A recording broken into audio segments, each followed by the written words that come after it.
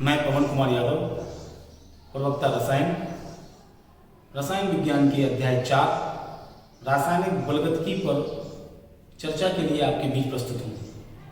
आज हम सभी लोग रासायनिक बलगतिकी का विस्तृत अध्ययन करेंगे।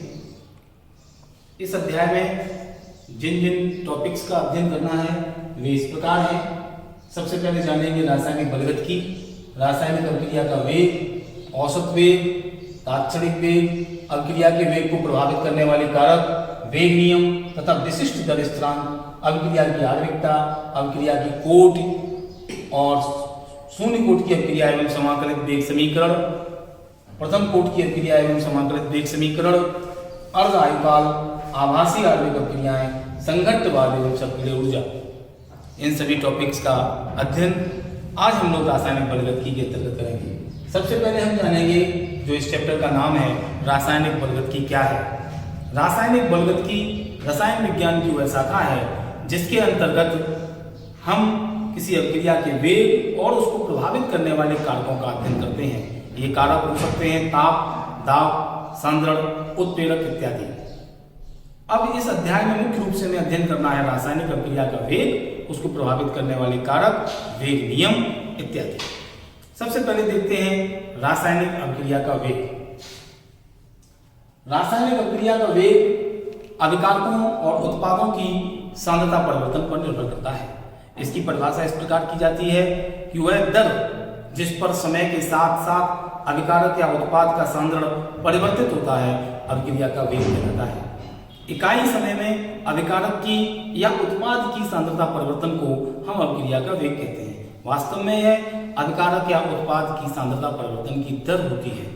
तो हम इसका फॉर्मूला बनाकर लिख सकते हैं कि अभिक्रिया का वेग बराबर, हमने यहाँ वेग लिखा है, तो क्या है अभिक्रिया का वेग बराबर अभिकारक या उत्पाद की सांद्रता में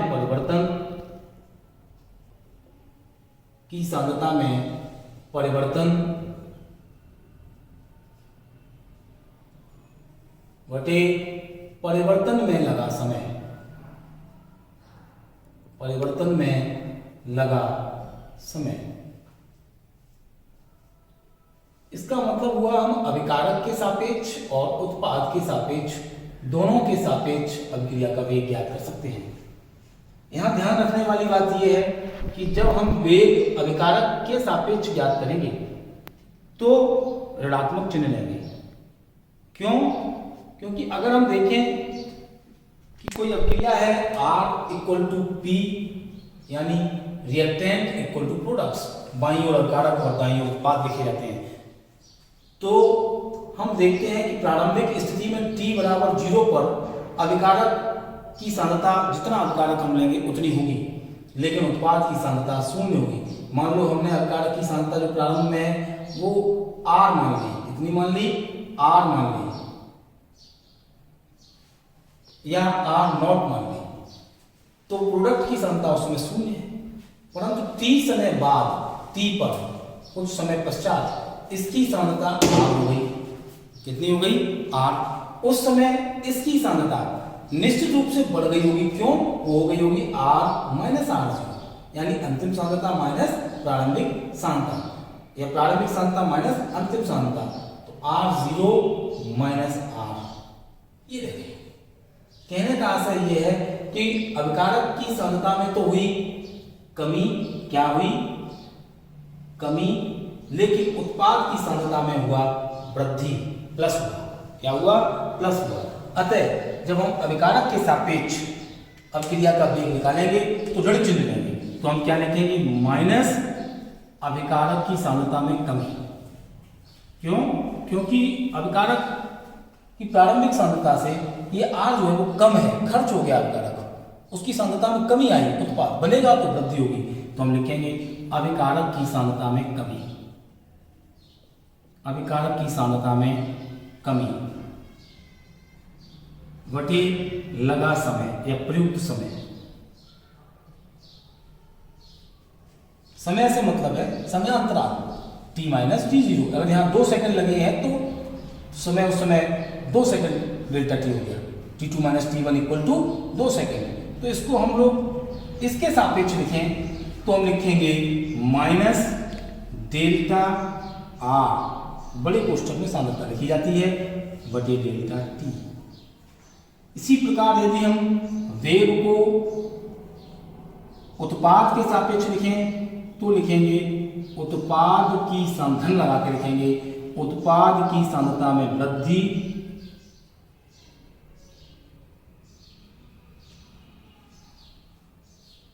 बटे प्रयुक्त समय या लगा समय। इसको लिखेंगे अब plus delta P upon delta T. P यहां सांद्रता ली जाती है। इस प्रकार हमने 2 फॉर्मूला सीखे कि जो वेग है जिसको हम रेट कहते हैं, आर से प्रकट कर सकते हैं इसको, वह वेग अभिकारक के सापेक्ष minus delta R upon delta T और उत्पाद के सापेक्ष plus delta P upon delta T. इस वेग को हम औसत वेग कहते हैं। ऐसा वेग कहते हैं पूरी अभिक्रिया के दौरान अभिकारक की सांद्रता में कितनी कमी आई और पूरी अभिक्रिया के दौरान उत्पाद की सांद्रता में कितनी वृद्धि आई, इस दर को हम औसत वेग कहते हैं। वेग 2 प्रकार से प्रकट किए जाते हैं, औसत वेग और तात्क्षणिक वेग। अगर हम औसत वेग लिखें,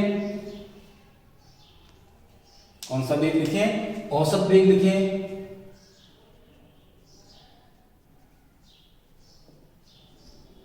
तो उसे हम आर एवरेज लिखते हैं। क्या लिखते हैं? R average. ये बराबर अभिकारक के सापेक्ष यही रहता है minus delta R upon delta T. अगर इसको ध्यान से देखें कि उत्पाद के सापेक्ष अगर लिखते हैं आर एवरेज, प्रोडक्ट के सापेक्ष तो धनात्मक हो जाता है और delta P upon delta T लिखते हैं, पी कंसंट्रेशन। इस प्रकार हमने समझा कि औसत वेग को हम आर एवरेज, एक बार अभिकारक के सापेक्ष, दूसरी बार उत्पाद के सापेक्ष। इसी प्रकार हम अगला वेग देखते हैं तात्क्षणिक वेग। कौन सा वेग देखते हैं? तात्क्षणिक वेग।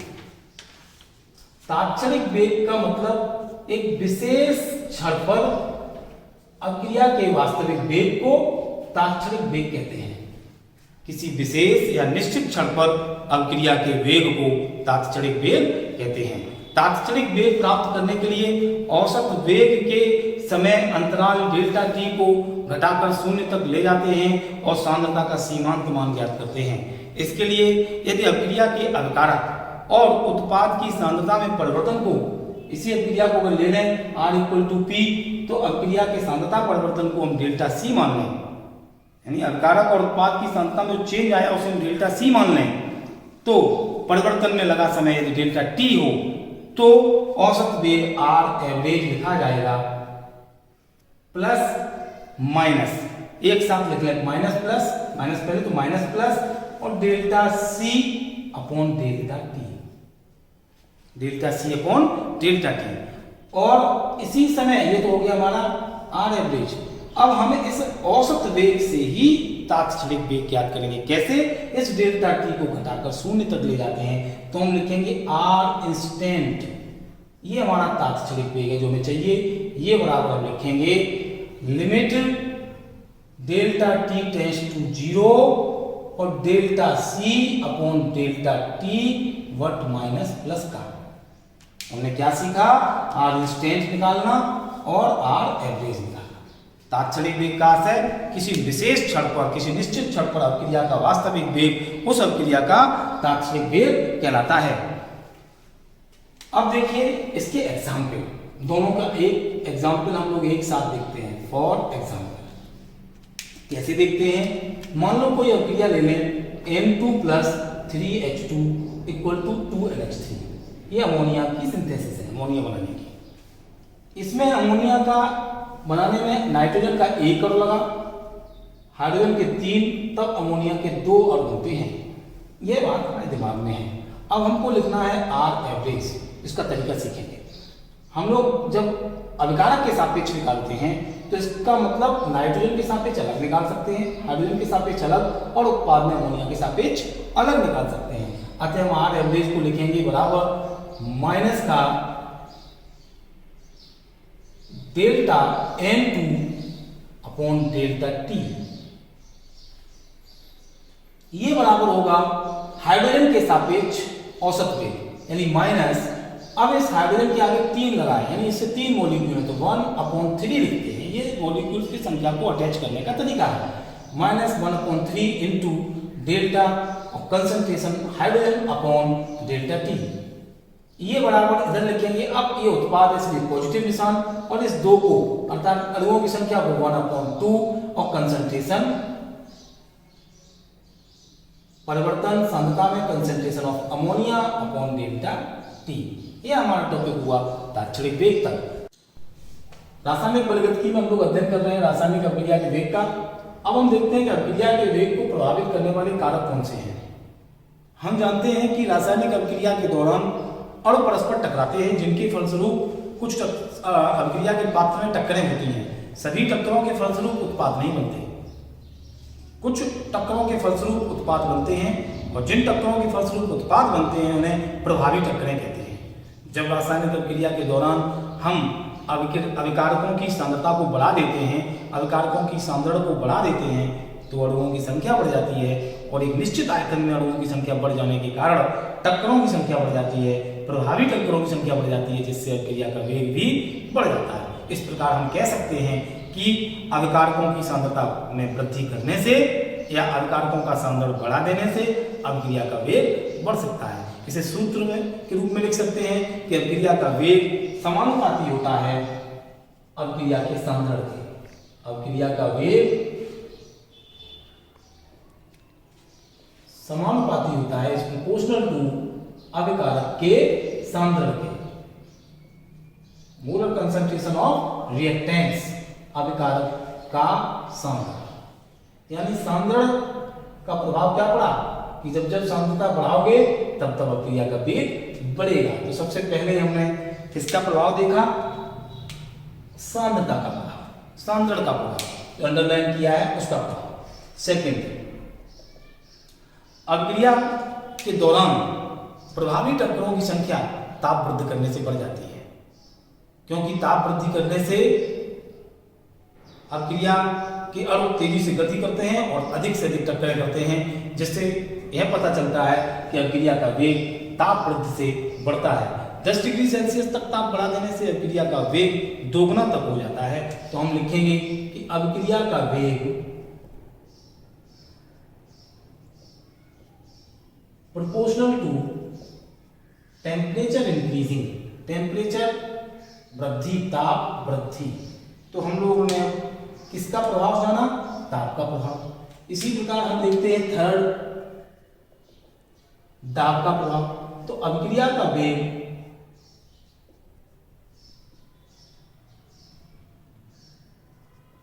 दाब के भी समानुपाती होता है। जैसे जैसे हम दाब बढ़ाते हैं रासायनिक अभिक्रिया में पात्र में, तो अणु परस्पर पास पास आते हैं और एक निश्चित आयतन में अणुओं की संख्या बढ़ जाने के कारण टक्करों की संख्या बढ़ जाती है, जिसके फलस्वरूप अभिक्रिया का वेग बढ़ जाता है। तो दाब वृद्धि अभिक्रिया के वेग को बढ़ाती है। इसी प्रकार उत्प्रेरक का प्रभाव, तो अभिक्रिया का वेग, अभिक्रिया का वेग उत्प्रेरक मिला देने से, उत्प्रेरक मिला देने से कैसा हो जाता है, बढ़ जाता है। क्यों? क्योंकि उत्प्रेरक जो होते हैं सक्रिय संकर बनाते हैं। सक्रिय संकर का आशय क्या है, जब हम किसी रासायनिक अभिक्रिया के दौरान उत्प्रेरक को मिला देते हैं तो अभिकारकों से सबसे पहले सीधे उत्पाद नहीं बनते, बल्कि अभिकारकों से पहले मध्यवर्ती पदार्थ बनते हैं, जिन्हें सक्रिय संकर कहते हैं। मध्यवर्ती उत्पाद बाद में उत्पादों में टूट जाते हैं। इस प्रकार मध्यवर्ती उत्पाद बनाने हेतु आवश्यक सक्रिय ऊर्जा के मान को उत्प्रेरक कम कर देता है। सक्रिय ऊर्जा का मान जब घट जाता है तो अभिक्रिया का वेग भी बढ़ जाता है, क्योंकि अभिकारक अणुओं की टक्कर से प्राप्त ऊर्जा की वह अतिरिक्त मात्रा जो अभिक्रिया को संपन्न कराने के लिए पर्याप्त होती है, तथा जिसके फलस्वरूप उत्पाद बनते हैं सक्रियण ऊर्जा कहलाती है। इसका आशय हुआ कि अभिक्रिया का वेग सक्रियण ऊर्जा पर निर्भर करता है और सक्रियण ऊर्जा का मान उत्प्रेरक कम कर देते हैं तो उत्प्रेरक मिलाने से अभिक्रिया का वेग बढ़ता है, बिकॉज सक्रियण ऊर्जा घट जाती है। तो हम लिखेंगे कि अभिक्रिया का वेग व्युत्क्रमानुपाती होता है किसके? सक्रियण ऊर्जा के। ये रहे हमारे अभिक्रिया के वेग को प्रभावित करने वाले कारक। अब हम देखते हैं अगला टॉपिक हमारा है वेग नियम तथा विशिष्ट दर स्थिरांक। वेग नियम तथा विशिष्ट दर स्थिरांक। वेग नियम क्या है?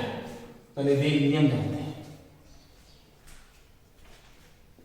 वेग नियम क्या है? अभिक्रिया के वेग को अभिकारकों के सापेक्ष लिखना, एक व्यंजक बनाकर व्यक्त करना वेग नियम कहलाता है। द्रव्य अनुपाती क्रिया के नियम के अनुसार किसी अभिक्रिया का वेग अभिकारी पदार्थों की मोलर सांद्रताओं के गुणनफल के समानुपाती होता है, अर्थात अभिकारकों की सांद्रताओं के गुणनफल के समानुपाती होता है अभिक्रिया का वेग। अभिक्रिया के वेग को हम लोग रेट ऑफ रिएक्शन भी लिख सकते हैं, दर। वेग को हम दर कहते हैं, तो रेट ऑफ रिएक्शन किसके समानुपाती है? अभिकारकों की सांद्रताओं के गुणनफल के। तो हम एक रिएक्शन मान लेते हैं। क्या रिएक्शन मान लेते हैं? A plus B equal to product, यानी उत्पाद। तो यहाँ अभिकारक कौन है? पहला A, दूसरा B। इस A प्लस बी की जगह हम ये और कर लें, अणुओं की संख्या भी शामिल कर लें ताकि एक ही बार में हम समझ लें। N1A plus N2B equal to product. क्रिया हमने क्या मानी? N1A plus N2B equal to product. द्रव्य अनुपाती क्रिया का नियम कहता है कि किसी रासायनिक अभिक्रिया का वेग अभिकारी पदार्थों की मोलर सांद्रताओं के गुणनफल के समानुपाती होता है। तो रेट ऑफ रिएक्शन यानी अभिक्रिया का वेग किसके समानुपाती है? इस A की सांद्रता के और इस B की सांद्रता के। किसके समानुपाती है? A और B की सांद्रता के गुणनफल के। तो हम लिखेंगे concentration of A and concentration B। क्या लिखेंगे? Concentration A into concentration V। और यहाँ ये जो अणुओं की संख्या है, यहाँ आनी चाहिए N1 और यहाँ आनी चाहिए N। यह हमारा द्रव्य अनुपाती क्रिया का नियम कहता है। किंतु ये अभिक्रिया का जो वेग नियम है, यह द्रव्य अनुपाती क्रिया के व्यंजक से न लिखा जाए, लिखकर प्रयोगों द्वारा निर्धारित होता है। अतः इस N1 N2 के स्थान पर इसी के मान के बराबर क्रम से N1 के बराबर x या N2 के बराबर y अथवा नहीं भी बराबर, यानी नए चरघातांक लगाए जाते हैं x और y। कौन से लगाए जाते हैं? x और y। इन x और y का मान N1 N2 के बराबर भी हो सकता है और नहीं भी हो सकता है। यह प्रयोगों द्वारा निर्धारित किया जाता है। यह कैसे निर्धारित किया जाता है? यह प्रयोगों द्वारा निर्धारित किया जाता है। इसमें आप देखिए, अब हम आगे लिखेंगे इस रेट ऑफ रिएक्शन को हम लिख सकते हैं dx अपॉन dt। ये dx अपॉन dt क्या है? अभिक्रिया के वेग को प्रकट करने का तरीका है। कैसे?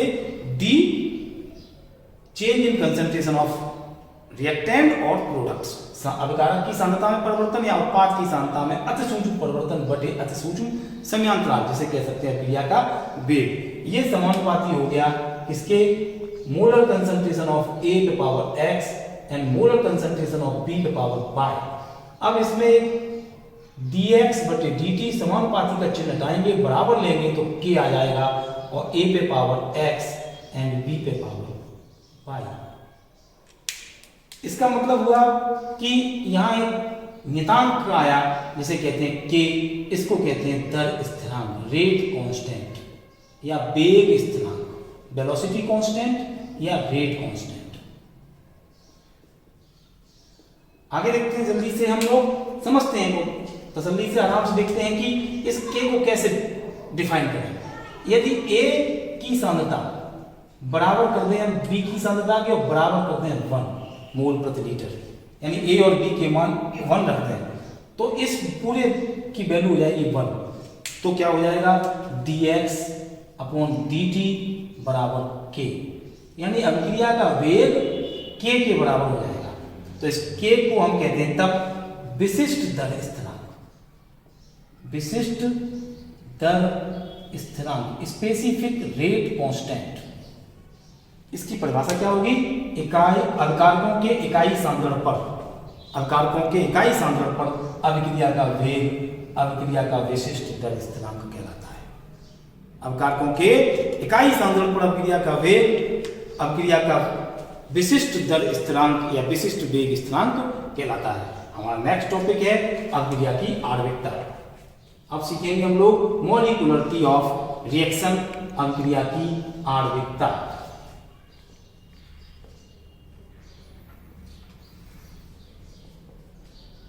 आणविकता जैसा कि नाम से ही प्रकट है वैसी इसकी परिभाषा है। क्या परिभाषा है? कि किसी रासायनिक अभिक्रिया में भाग लेने वाले अभिकारक अणुओं की संख्या उस रासायनिक अभिक्रिया की आणविकता कहलाती है। जैसे किसी रासायनिक अभिक्रिया में 5 अणु भाग ले रहे हैं तो आणविकता 5, 2 अणु भाग ले रहे हैं तो आणविकता 2, 1 अणु भाग ले रहा है तो आणविकता 1 होगी। आणविकता के आधार पर अभिक्रियाएं 3 प्रकार की हो सकती हैं: एकाणुक अभिक्रियाएं, द्वयाणुक अभिक्रियाएं और त्रियाणुक अभिक्रियाएं एवं बहुअणुक अभिक्रियाएं भी हो सकती हैं। एकाणुक अभिक्रिया का एग्जाम्पल देखते हैं। हम कोई अभिक्रिया लें जैसे H2O2 इक्वल टू H2O धन हाफ O2। इसमें एक मॉलिक्यूल हाइड्रोजन पेरोक्साइड का भाग ले रहा है तो आणविकता हो गई 1। जब आणविकता इसकी 1 हो गई है तो ये हो गई एकाणुक अभिक्रिया। इसी प्रकार से PCl5 का एग्जाम्पल लें तो PCl5 इक्वल टू यहाँ पर गर्म करते हैं इसको तो PCl3 प्लस Cl2, यहाँ पर भी आणविकता हो गई 1। अगर हम दूसरे तरह से देखें, दूसरी रिएक्शन देखें तो CH3COO C2H5 plus H2 equal to CH3COO H धन C2H5OH। यहाँ पर 2 अणु भाग ले रहे हैं, 1 1, यानी एक अणु इसका एक अणु जल का, तो आणविकता हो गई 2। इसी प्रकार अगर कार्बन मोनोऑक्साइड का हम देखें, ऑक्सीकरण कराएं 2CO plus O2 equal to 2CO2, यहाँ पर 2 अणु कार्बन मोनोऑक्साइड के हैं और एक अणु ऑक्सीजन का है तो आणविकता हो गई 2 और 1 3। कितनी हो गई? 3। इस प्रकार हमने जाना अभिक्रिया की आणविकता को। अगला टॉपिक हम लोग देखते हैं अभिक्रिया की कोटि। अभिक्रिया की आणविकता अभिक्रिया की कोटि से भिन्न होती है। क्यों? क्योंकि अभिक्रिया की कोटि शून्य भी हो सकती है परंतु आणविकता कभी भी शून्य नहीं होती। अभिक्रिया की आणविकता शून्य नहीं होती, ऋणात्मक नहीं होती, भिन्नात्मक नहीं होती, ठीक, लेकिन कोटि शून्य, ऋणात्मक और भिन्नात्मक हो सकती है। अगला टॉपिक देखते हैं इसी के साथ साथ में अभिक्रिया की कोटि। आणविकता को हमने इसीलिए बताया ताकि हम लोग डिफरेंस भी कर सकें आणविकता और कोटि में। तो अभिक्रिया की कोटि, अभिक्रिया की कोटि को हम लोग ऐसे डिफाइन करते हैं कि किसी रासायनिक अभिक्रिया में भाग लेने वाले उन अभिकारक अणुओं की संख्या जिनकी सांद्रता में परिवर्तन होता है अभिक्रिया की कोटि कहलाती है। इसको दूसरे शब्दों में भी कह सकते हैं, किसी रासायनिक अभिक्रिया में अभिकारक अणुओं की वह संख्या जो उसके वेग नियम को निर्धारित करती है अभिक्रिया की कोटि कहलाती है। बीजगणितीय रूप में इसकी परिभाषा करते हैं कि अभिक्रिया की कोटि अभिक्रिया के वेग समीकरण में प्रयुक्त हुए अभिकारकों की सांद्रता की घातों के बीजगणितीय योग के बराबर होती है। कैसे? देखिए, अगर हम कोई रिएक्शन मान लें N1A plus N2B equal to product यानी उत्पाद बना, हमारा मतलब अभिकारकों से कितने अभिकारक भाग ले रहे हैं यह सिद्ध करता है कि आणविकता कितनी है। 2 अभिकारक भाग ले रहे हैं तो आणविकता 2, परंतु वे अभिकारक जो अभिक्रिया के वेग समीकरण को तय करते हैं, वे अभिकारक जिनका रासायनिक अभिक्रिया के दौरान सांद्रता में परिवर्तन होता है अभिक्रिया की कोटि को निर्धारित करते हैं। यानी उन अभिकारक अणुओं की संख्या जो रासायनिक अभिक्रिया के दौरान अपनी सांद्रता में परिवर्तन को प्रकट करते हैं अभिक्रिया की कोटि कहलाती है। तो इस कोटि को कैसे लिखते हैं, व्यंजक इसका कैसा बनाएंगे, हम लोग अभिक्रिया के वेग को लिखते हैं dx बटे dt।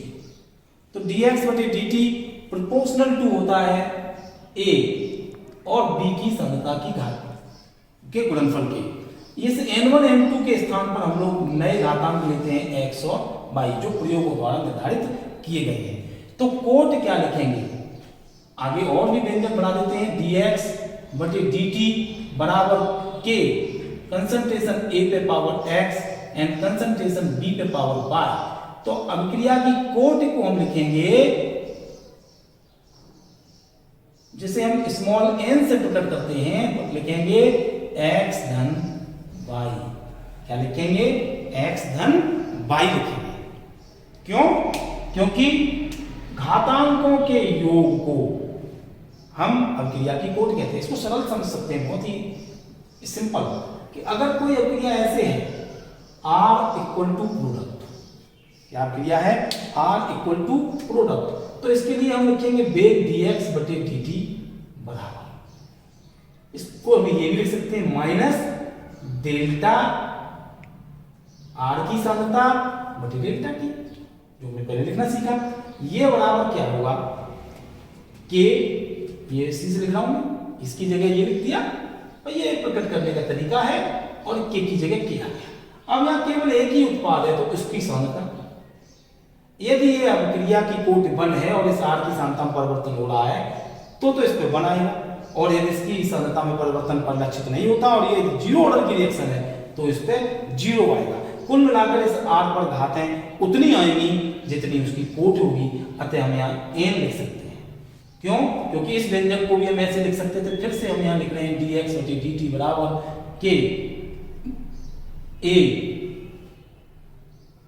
b यहाँ x यहाँ y, इस x प्लस y के स्थान पे क्या हो गया n, क्या हो गया n, चूंकि 2 है इसलिए हमने लिखा है।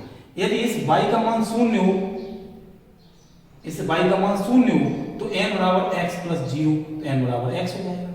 यहाँ यही चीज बताना चाहता हूं कि इस n बराबर यदि 0 है तो 0 ऑर्डर रिएक्शन,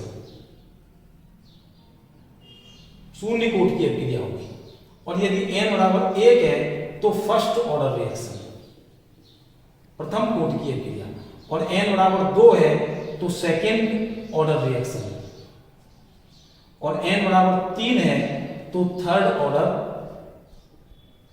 रिएक्शन। इसका मतलब n का मान यह तय करता है कि अभिक्रिया कौन सी कोट की है।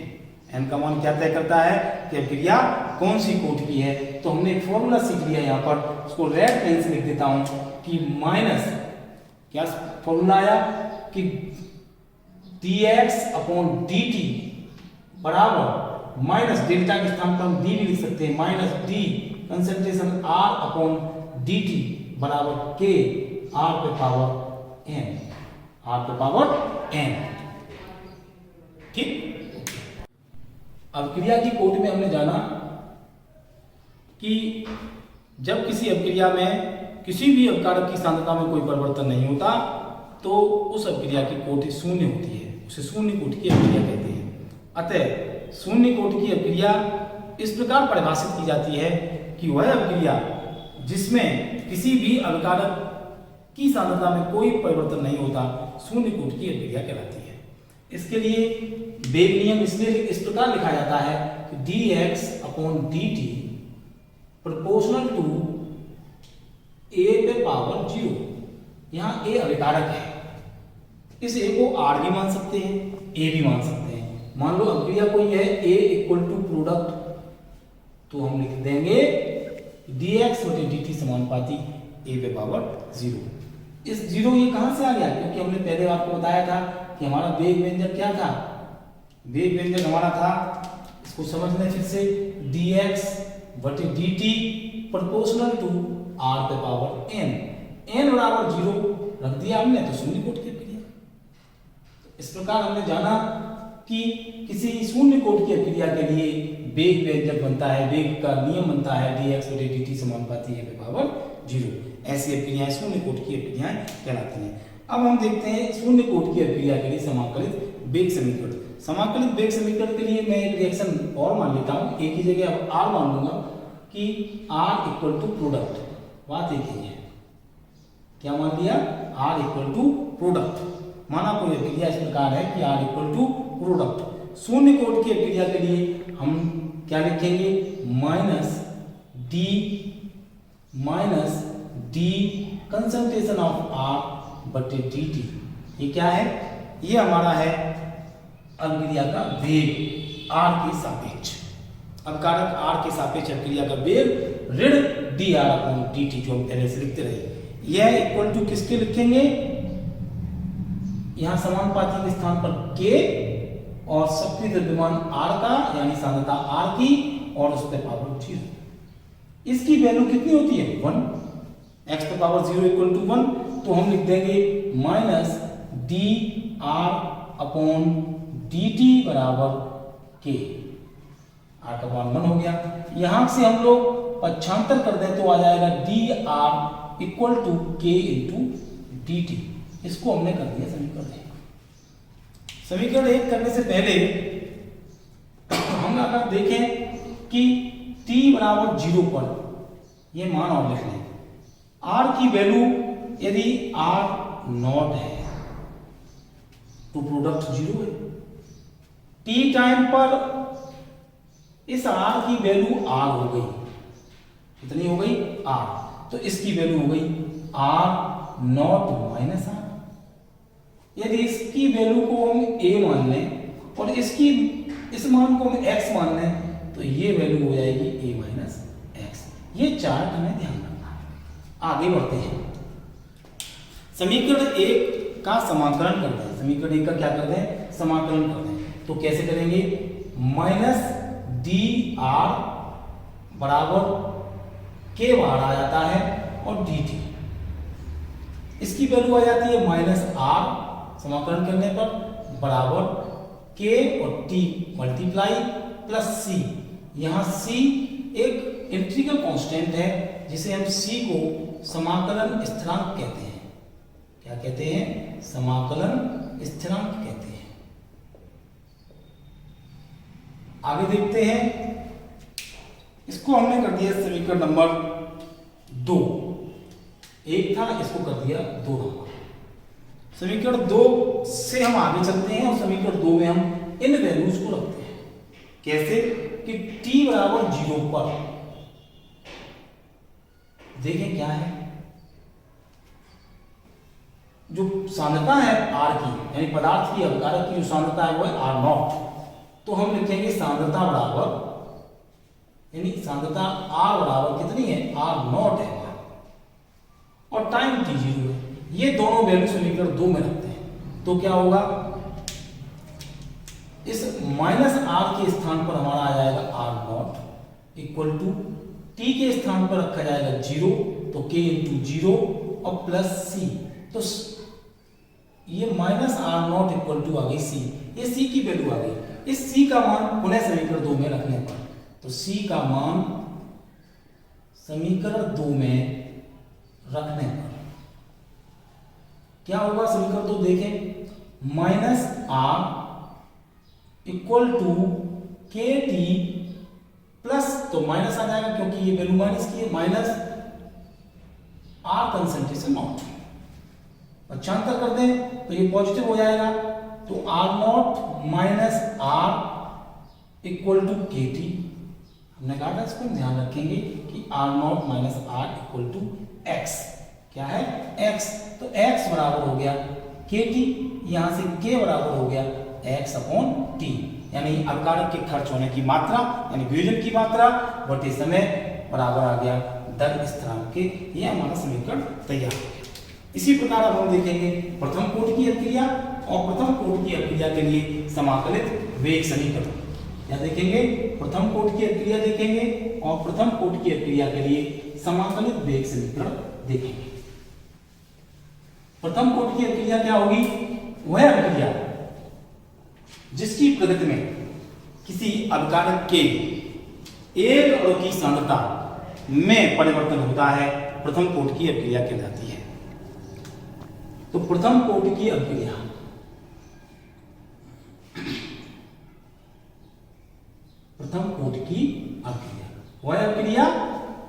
जिसके दौरान किसी एक अभिकारक की सांद्रता में परिवर्तन होता है, प्रथम कोटि की अभिक्रिया कहलाती है। इस अभिक्रिया में या इस अभिक्रिया के लिए लिखे गए वेग नियम में किसी एक अभिकारक की सांद्रता में ही परिवर्तन होता है। तो वे अभिक्रियाएं जिनकी प्रगति में केवल एक अभिकारक की सांद्रता में परिवर्तन होता है और उनका वेग अभिकारक की सांद्रता के प्रथम घात के समानुपाती होता है, प्रथम कोटि की अभिक्रियाएं कहलाती हैं। इनके लिए वेग व्यंजक क्या लिखा जाता है? dx/dt प्रोपोर्शनल टू a, यानी a का 0 हट गया, a रह गया। कब? अगर हम मान लें a इक्वल टू प्रोडक्ट, तो जो पदार्थ लिया अभिकारक उसकी सांद्रता के प्रथम घात के समानुपाती होता है। वेग किसके समानुपाती? अभिकारक की सांद्रता के प्रथम घात के समानुपाती होता है। यदि हम इसका समाकलित वेग समीकरण निकालें, प्रथम कोटि की अभिक्रिया के लिए समाकलित वेग समीकरण, तो हमने अभिक्रिया मान ली एक की बार R ले लेते हैं, क्योंकि R के स्टेप में हम निकालेंगे R equal to product, R equal to product. R equal to product जब हम करते हैं तो उसी तरह से हम t टाइम 0 पर इसकी वैल्यू करेंगे। इसकी प्रारंभिक सांद्रता हमने मान लिया R0 और t पर सांद्रता हमने इसकी मान ली R। कितनी मान ली? R। प्रारंभिक सांद्रता बराबर A मान ली और यहां देखते हैं कितना आएगा, यहां 0, तो ये हो गया R0 माइनस R और इसकी वैल्यू वियोजन की मात्रा x, तो ये हो गया a माइनस एक्स। इस प्रकार हमने इसको मान करके रख दिया। अब हम प्रथम कोटि की अभिक्रिया के वेग नियम को इस r के सापेक्ष लिखेंगे, तो माइनस dr/dt बराबर k कंसंट्रेशन ऑफ r पे पावर 1। जो n का मान था वो 1 हो गया, 1 की कोई वैल्यू नहीं तो हटा दिया। अब हम आगे करेंगे तो ये आ जाएगा माइनस dr, r को इधर ले लिया, r बराबर k इंटू डी टी। समाकलन करने पर माइनस निशान बाहर आ गया, तो dr बटे r बराबर k और dt। जब इसका समाकलन करेंगे तो यहां आएगा माइनस ln r, इसका इसके लिए आएगा बराबर kt प्लस c वही समाकलन स्थिरांक है। अब हम देखते हैं समीकरण नंबर इसको कर दिया था 1 और इसको कर दिया 2, उसी प्रकार इस c का मान फिर निकालेंगे जैसा शून्य कोटि की अभिक्रिया में किया था। कैसे निकालेंगे? इस टाइम पर t बराबर 0 पर r इक्वल टू है R0, कितनी है? R0, ये, तो इसलिए हम माइनस ln r बराबर इसी समीकरण 2 में t की वैल्यू रखेंगे, r की वैल्यू रखेंगे R0 और t की वैल्यू रखेंगे 0, तो k इंटू 0 प्लस c, तो c का मान आ जाएगा माइनस ln R0। इस वैल्यू को हम समीकरण 2 में रखते हैं, तो c का मान समीकरण 2 में रखने पर क्या करेंगे? तो लिखेंगे माइनस ln r बराबर k और t प्लस ये माइनस ln r आया है, तो यहां माइनस ln r0। अब हम log के ln पक्ष को, इस r के पक्ष को एक साइड ले लें तो आ जाएगा ln r0 minus ln r equal to kt। पक्ष बदलने पर, पुनर्विन्यासित करने पर kt equal to ln r0 ऊपर और r नीचे आ जाएगा, तो concentration of r0 upon concentration of r, प्रारंभिक सांद्रता बटे अंतिम सांद्रता। हम जानते हैं कि इस ln को log में बदलने के लिए 2.30 का गुणा करना पड़ता है, तो ये हो गया log आधा 10 और कितना 2.303 का गुणा, तो 2.303 आगे लगा दिया, 2.303 इसका गुणा हो जाता है। और अब हो गया R not upon R। T को पक्षांतर करेंगे, लिखेंगे K बराबर 1/T multiply by 2.303 multiply by log आधार 10 concentration R not upon R। यहां से हम इनकी वैल्यू रखते हैं, दोनों की। R की वैल्यू कितनी है, a minus x, R not की वैल्यू a। तो हम लिखेंगे K बराबर 2.303 बटे T लॉग आधार 10, R नॉट के स्थान पर आ गया a और R के स्थान पर आ गया a माइनस एक्स। इस प्रकार हमने प्रथम कोट की अभिक्रिया के लिए वेग स्थिरांक k का व्यंजक प्राप्त किया, k equal to 2.303 upon t log आधार 10 a upon a minus X. अब हम देखते हैं अर्धायु। अर्धायु एक समय है, वह समय जिसमें कोई पदार्थ अपनी प्रारंभिक मात्रा का आधा रह जाता है, अर्धायु काल कहलाता है। वह समय जिसमें कोई पदार्थ अपनी प्रारंभिक मात्रा का आधा रह जाता है, अर्धायु काल कहलाता है। इसे t हाफ से प्रकट करते हैं। इस हाफ का कोई मैथमेटिकल मान नहीं होता, बल्कि यह केवल एक साइन है, सफिक्स लगा के प्रकट करते हैं, चिन्ह है। इस t हाफ से इसको प्रकट करते हैं। अब देखिए इस समीकरण में समय t को t हाफ रख दें तो a माइनस एक्स की वैल्यू हो जाएगी a/2। क्यों? क्योंकि अंतिम मात्रा कितनी रह गई, आधी। तो हम क्या करेंगे, t बराबर t हाफ तथा a माइनस एक्स बराबर a/2 रखने पर यदि, तो k बराबर क्या हो जाएगा, 2.303 बटे t हाफ लॉग आधार 10 a अपॉन a/2। ये वैल्यू आगे आके आएगी k बराबर 2.303 बटे t हाफ लॉग आधार 10 2, ऐसे कैंसिल हो जाएगा। लॉग 2 का मान 0.3010 मल्टीप्लाई करेंगे 2.303 में तो आएगा 0.6932 बटे t हाफ। यदि किसी पदार्थ के अर्धायु काल दिया गया हो t हाफ, तो वेग स्थिरांक और अर्धायु में यह संबंध होता है कि k equal to 0.6932 upon t half. यह प्रथम कोट के लिए होता है, फॉर फर्स्ट ऑर्डर रिएक्शन।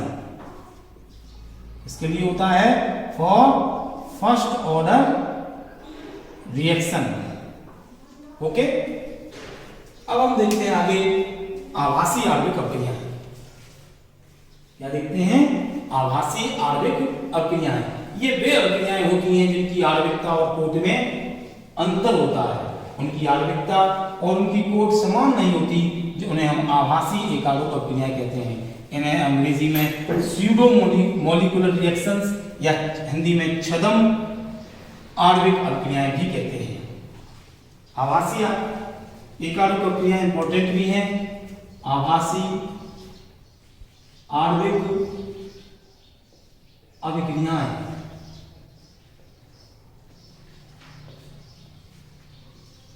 देखते हैं कैसे। अगर हम देखें CH3 COO C2H5 plus H2O equal to H plus ऊपर लेते हैं सांद्रता, H प्लस कंसंट्रेशन लेते हैं तो बनता है CH3 COOH प्लस C2H5OH। इसके लिए जब हम वेग व्यंजक लिखते हैं, वेग नियम लिखते हैं dx/dt, तो बराबर आता है K कंसंट्रेशन ऑफ इस अवकारक की, तो CH3 COO C2H5 और आना तो चाहिए H2O। द्रव्यानुपाती क्रिया का नियम कहता है कि दोनों अवकारकों की सांद्रताओं के गुणनफल के समानुपाती होता है वेग, उस आधार पर दोनों को होना चाहिए, लेकिन केवल एक ही आता है। तो इसका आशय क्या हुआ कि इस पे लगा देते हैं 0। अर्थात इस H2O की सांद्रता पर यह वेग निर्भर नहीं करता, केवल एक पर ही निर्भर करता है। अतः इसकी आणविकता तो स्पष्ट रूप से प्रकट हो रही है कि आणविकता बराबर 2, लेकिन इसकी कोट जो व्यंजक प्रयोग द्वारा निर्धारित हुआ है, जिसमें H2O की सांद्रता स्थिर है, कैसी है, कंसंट्रेशन ऑफ H2O कांस्टेंट है,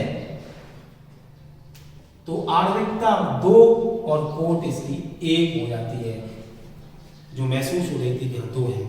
इस प्रकार की क्रियाओं को आभासी एकालोक क्रियाएं कहते हैं। अब हम लोग देखते हैं टक्कर का सिद्धांत, जिसकी चर्चा हम पूर्व में भी कर चुके हैं, कि संगतवाद का सिद्धांत। आर्हेनियस ने यह सिद्धांत प्रस्तुत किया। इस सिद्धांत की प्रमुख अवधारणाएं निम्नवत हैं कि रासायनिक अभिक्रिया होने के लिए 2 अणुओं का परस्पर टकराना आवश्यक है।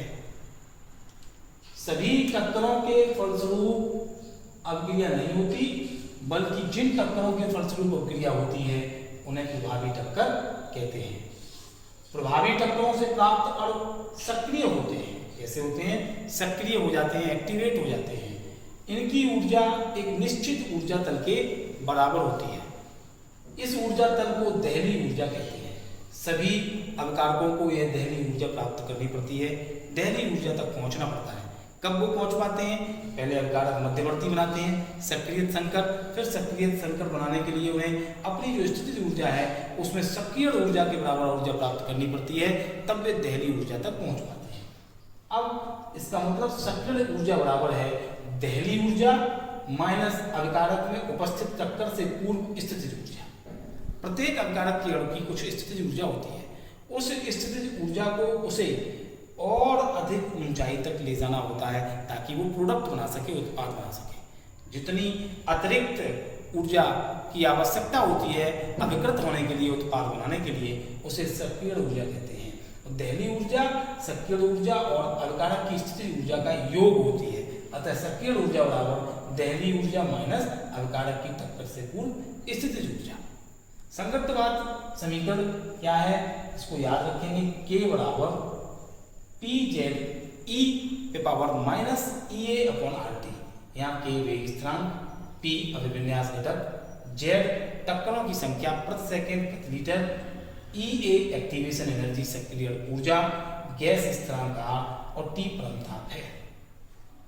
अब हम देखते हैं सक्रिय ऊर्जा, जिसकी चर्चा हम यहाँ कर चुके हैं। सक्रिय ऊर्जा कौन सी है कि अभिकारक अणु अभिक्रिया के दौरान पहले सक्रिय संकर बनाते हैं। सक्रिय संकर बनाने के लिए अभिकारक अणु अपनी स्थितिज ऊर्जा से ऊपर एक निश्चित ऊर्जा तक अपनी ऊर्जा को बढ़ाते हैं, प्राप्त करते हैं। इस अतिरिक्त ऊर्जा को सक्रिय ऊर्जा कहते हैं। इसको इस प्रकार समझें कि अभिकारकों के मध्य प्रभावी टक्करों से अभिक्रिया होती है। जब अभिकारक मध्यवर्ती बनाते हैं और मध्यवर्ती अल्प समय के लिए अस्तित्व में रहता है, फिर शीघ्र ही उत्पाद में बदल जाता है। मध्यवर्ती के निर्माण हेतु आवश्यक ऊर्जा सक्रिय ऊर्जा कहलाती है।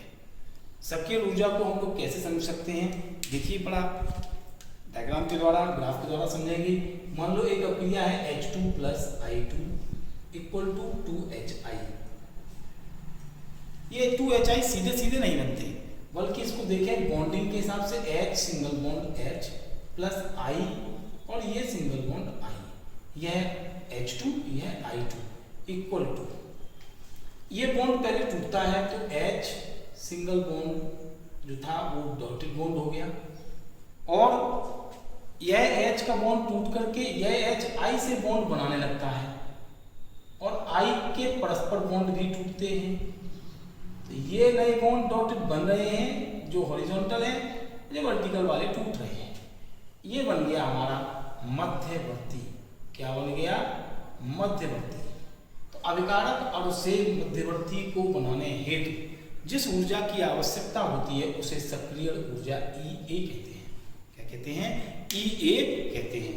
फिर ये वाले बॉन्ड बिल्कुल समाप्त हो जाते हैं, ये वाले बॉन्ड भी समाप्त हो जाते हैं, ये बॉन्ड बन जाते हैं, तो बन गया H सिंगल बॉन्ड I और H सिंगल बॉन्ड I। ये दो हो गए, एक और एक दो, दैट इज 2HI। इस प्रकार उत्पाद बनते हैं। अब हम सक्रिय ऊर्जा को ग्राफ की सहायता से भी समझ लेते हैं। अगर हम ऊर्जा और अभिक्रिया निर्देशांक के बीच ग्राफ बनाएं,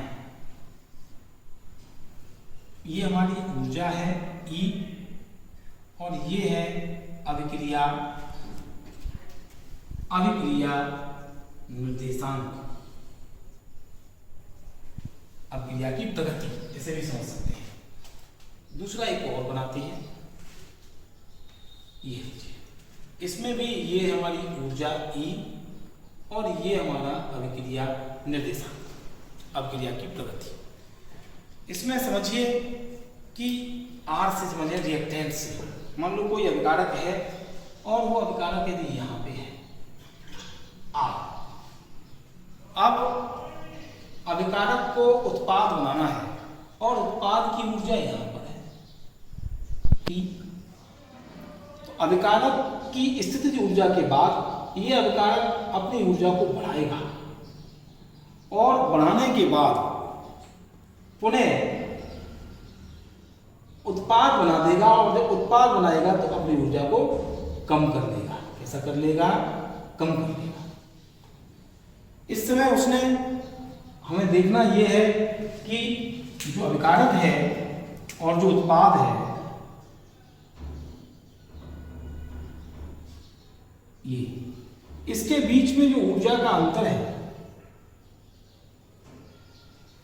अभिकारक से उत्पाद की ऊर्जा और कम है, अर्थात अभिकारक ने ऊर्जा प्राप्त करने के बाद कुछ ऊर्जा अपनी और निकाली, तब प्रोडक्ट बन पाया। तो इससे इस दूरी में या इस ऊर्जा को हम सक्रिय ऊर्जा E कहते हैं, तथा जो ऊर्जा उसने निकाली उसे डेल्टा H यानी एंथैल्पी परिवर्तन कहते हैं। क्रिया के दौरान ऊष्मा निकली या ऊष्मा लगी उसकी मात्रा कहते हैं। चूंकि यहाँ अभिकारक से उत्पाद बनने में ऊष्मा निकली है, अतः इसका मान नेगेटिव होता है और ये अभिक्रिया ऊष्मा क्षेपी कहलाती है। अब बनाते हैं ऊष्मा शोषी के लिए। ऊष्मा शोषी के लिए क्या करेंगे? इसी प्रकार से R बनाएंगे। अब की बार प्रोडक्ट की ऊर्जा R से ज्यादा रखेंगे और अब हमने देखा कि R ने कुछ ऊर्जा प्राप्त की और प्रोडक्ट बनाते समय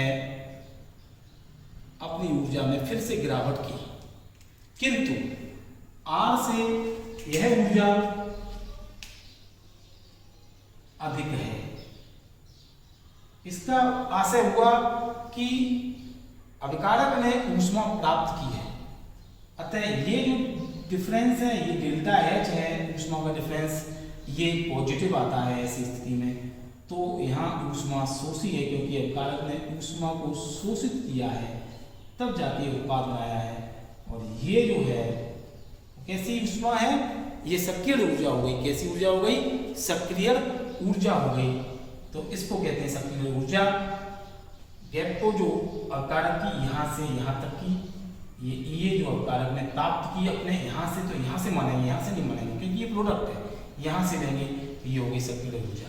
इस प्रकार हमने आज टक्कर का सिद्धांत, सक्रिय ऊर्जा और अब रासायनिक बलगतिकी के विभिन्न टॉपिक्स का सैद्धांतिक पक्ष के रूप में अध्ययन किया। यह थ्योरी हमारी पूरी होती है। इस सैद्धांतिक पक्ष की सहायता से हम रासायनिक बलगतिकी के आंकिक प्रश्नों को हल कर सकेंगे और उत्तर प्रदेश बोर्ड की परीक्षा में पूछे जाने वाले 5 अंकों के प्रश्नों के उत्तर दे सकेंगे। थैंक्स, आप लोगों को बहुत बहुत शुभकामनाएं। धन्यवाद।